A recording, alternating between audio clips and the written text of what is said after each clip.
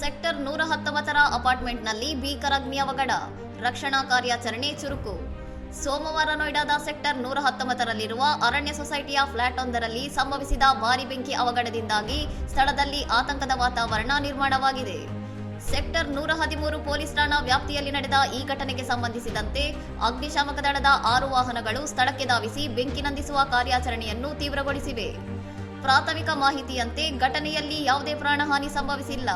ಬೆಂಕಿ ಕಾಣಿಸಿಕೊಳ್ಳಲು ನಿಖರವಾದ ಕಾರಣವೇನು ಎಂಬುದು ಇನ್ನೂ ತಿಳಿದು ಬಂದಿಲ್ಲ.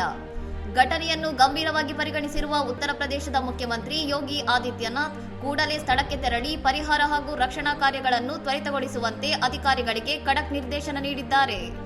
ಸಂತ್ರಸ್ತರಿಗೆ ಅಗತ್ಯವಿರುವ ತುರ್ತು ವೈದ್ಯಕೀಯ ಚಿಕಿತ್ಸೆಯನ್ನು ಒದಗಿಸುವಂತೆ ಮತ್ತು ರಕ್ಷಣಾ ಕಾರ್ಯಾಚರಣೆಯನ್ನು ನಿರಂತರವಾಗಿ ಮೇಲ್ವಿಚಾರಣೆ ಮಾಡುವಂತೆ ಸಿಎಂಒ ಸೂಚಿಸಿದೆ.